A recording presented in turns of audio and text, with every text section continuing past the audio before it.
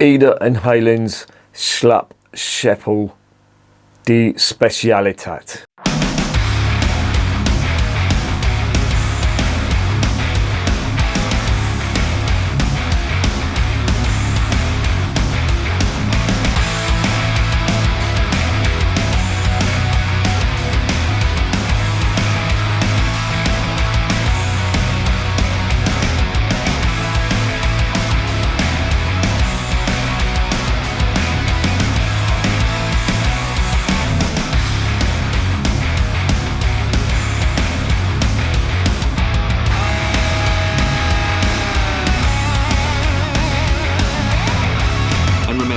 Life is too short to be drinking shitty beer.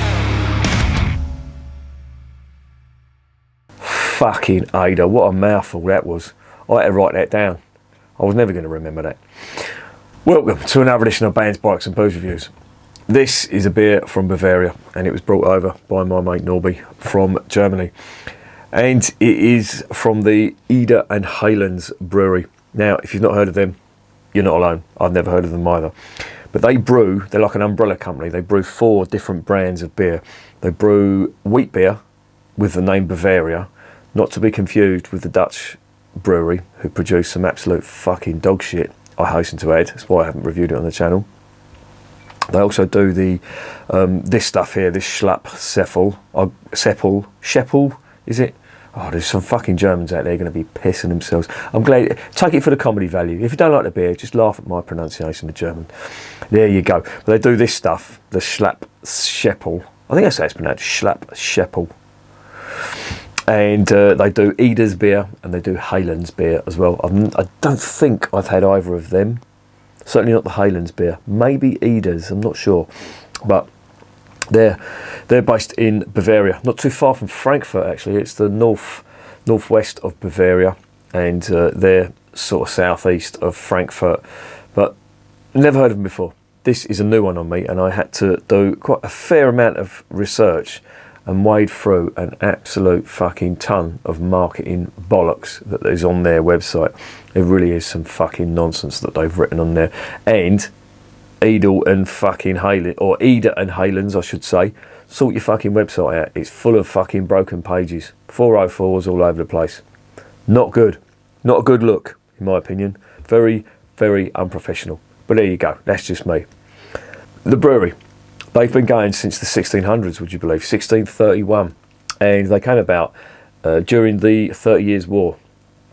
Now, if you're not aware of what the 30 Years' War was, it was basically a war that was fought by Sweden and a load of other kingdoms, basically against the Habsburg House of Germany. They were the rebels, the Swedes and everyone else. They basically thought the Habsburg dynasty was getting too powerful, and they embarked on a war against them. A very, very destructive war. It's gone down as one of, obviously World War II is the most destructive in Europe, but the 30 Years' War was probably the second most destructive war.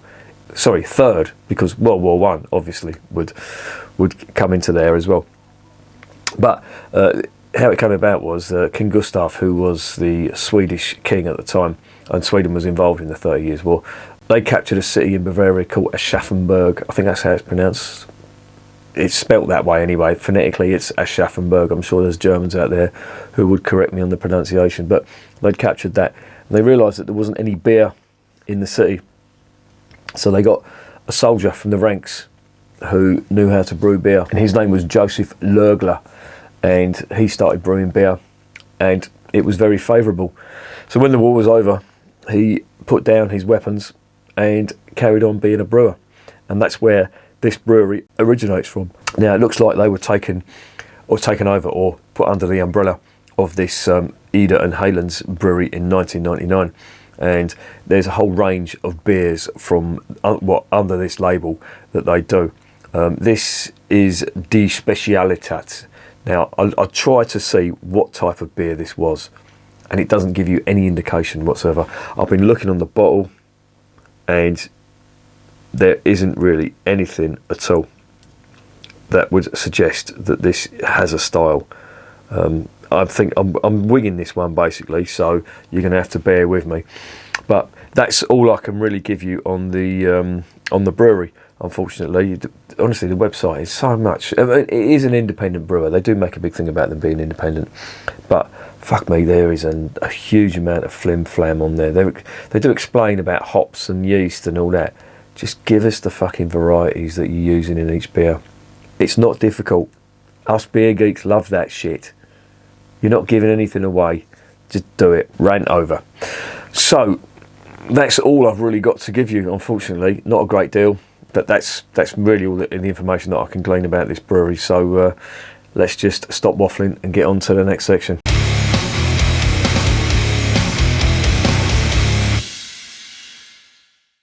Right, 500ml bottle. This is 5.6%. Could be anything. Potentially a bock at 5.6. That's when bocks normally start. I'm just seeing it has won a gold award for something. What else does it say? Yeah, conforms to the Reinheitsgebot. bock. That doesn't mean a thing to me. What does it contain? It contains Brauwasser, which is water, Gust and malt, which is malted barley, and Hopfen, which is hops, as you may or may not know.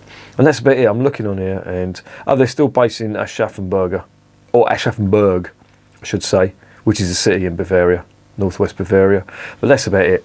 And to be honest, I'm not going to waffle anymore. Let's just get this beer open, get it checked out.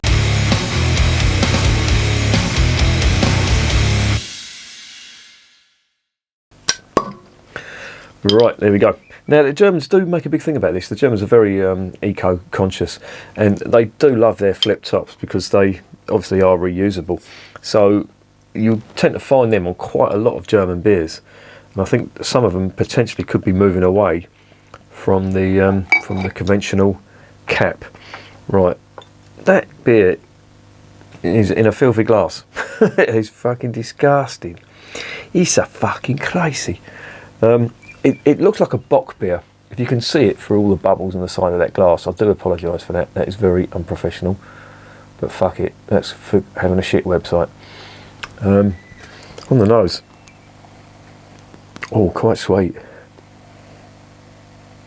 Very, very biscuity and sweet. Oh, and there's a lot of grassy. I mean, that really is grassy, Jesus. There is a huge amount of grass on that. It does smell interesting. It's like grass and Jacob's green cracker, if you can imagine that. When I say grass, I mean the grass that grows outside, not the stuff you put in the Moroccan woodbines. Smells nice, but I fear that the head has dissipated quite quickly, not because there's anything wrong with the beer, but because the glass is dirty. So there you go. I'm going to get this down my fat Gregory Peck before the head dissipates even more. It's very, very fizzy. That generally isn't a good sign. But anyway, let's get it down the hatch.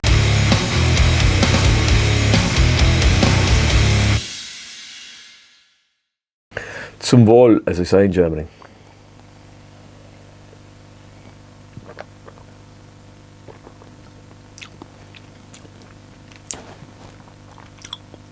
Oh, I don't know whether I like this one or not. This is very, very sweet. Now, if it conforms to the Reinheitsgebot, hang on, wait a minute. Is there any yeast in here? There's a fucking lot of carbonation in there. I know that. Let me see. There could have been some dregs in there. It doesn't say. Doesn't give me any indication whether it is. Well, there's a little bit of cloud on that. There's not a great deal, but. Let me dive in again.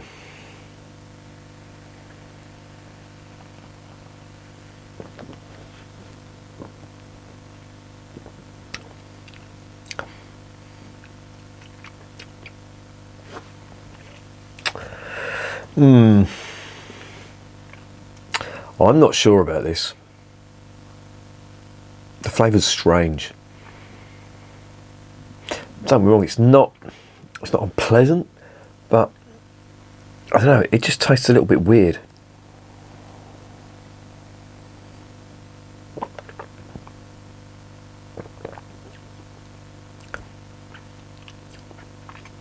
When's the sell-by date on this? Oh, that'll be it. This is out of date. and it half shows as well. This has gone out of date. Well, it went out of date in November 2022. It is now, or is that the actual sell-by date? It is, isn't it? Yeah, it's out of date, and it don't taste great. And I'm a poet, and I didn't know it. Aroma smells a little bit strange.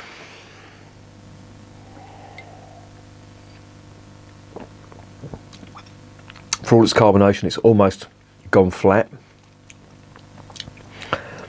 There is vague malt notes coming from it, but I have to say, it's not the worst beer I've had from Bavaria. The worst beer I had was that millet beer. Christ almighty, that was fucking disgusting, that was. But this isn't a good one. I am not impressed with this at all.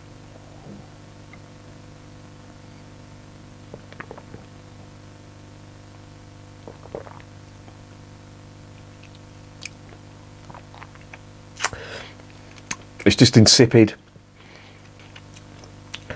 There's a slight bitterness on the end of it, which is alluding to hop bitterness. I'm sure if this was fresh, it would be okay, but as it stands now, that really isn't a good beer at all.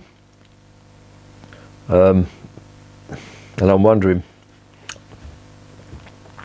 if I can give it a mark for being out of date. Well, I can only go by what's put in front of me. If this beer is not supposed to be drunk, you know, even a month or two out of date, then I would question. Well, no, I wouldn't question, actually. That's a fucking lie, because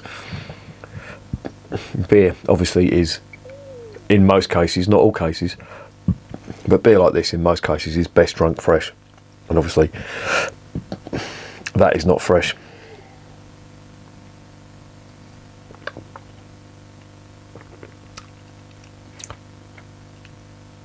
It tastes like a flat pint.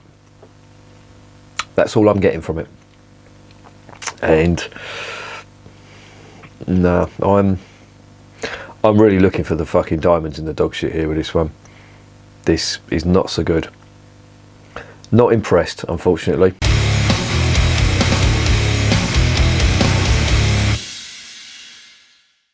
So, what is the verdict on Schlapp Seppel de Spezialität? Well, it's out of date. Now, I've drunk out of date beers before, and the out of date beers that I've drunk, on the whole, haven't been too bad. Mostly they're English beers. I have got a bottle of the Courage Best Bitter. When does this go out of date? Let me see. I will try this one day. It's a Best Bitter made by Marston, 3.6%, and it went out of date on the 31st of October 2021. So it's a year, 2021, sorry, this is 2022. So yeah, it's over a year out of date. I'm going to drink that, and I will give you my honest opinion of a year out of date Marston's beer. Fuck me, that's going to be some kind of rant. But anyway, we're not talking about that. We're talking about this stuff. No, I can't really. I mean, it talks a good fight. You know, they're talking about special malt that they've put in here, and you know, it's one of their speciality beers. It doesn't have a classification, and I'm still wondering what kind of, or what style of beer it is. But I'm not impressed, and I really am. You know, when it comes to Bavarian beers, I always do. Not that I have to do this often, but I do look for the positives in the beer. But for this one, I'm not digging it. That aroma is really strange. It's like a very heavy wheat stroke cereal type flavour with some honey, almost like cornflakes, if you can imagine that. But according to this, it conforms to the Reinheitsgebot, so there's obviously no corn in there. But I sort of got the impression this wasn't going to be good from the way the carbonation was behaving. And yeah, you tend to find that on beer that's either out of date or whether it's come into contact with oxygen. Now, there's no sourness on this, so I'm going to have to rule out the oxygen. But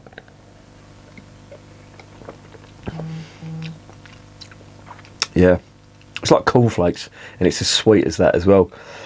And to be honest, I like cornflakes, but I'm not impressed with this. So for that reason, a beer that tastes like cornflakes is going to get 3 out of 10. And I'm being fucking generous there. It's not good, in my opinion. I don't like it.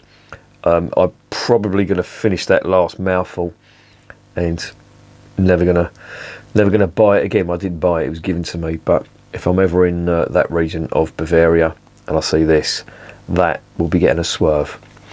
So for me, that's a 3 out of 10. It's not recommended, but to be honest, I don't think you're going to be able to get that over in the UK. And you know, the only reason I'm doing these videos is because if you have a trip to Germany planned, or you are a German viewer or subscriber, then you may be able to get hold of this. But I don't like this.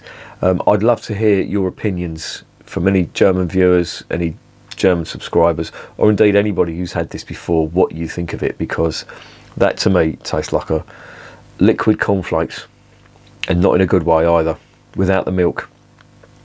So there you go, a very generous 3 out of 10, and I'm really thinking now I should be giving it a 2, but I've committed myself to 3, so it's going to be 3, and never going to be bought again. And remember, I'm drinking this shit, so you don't have to.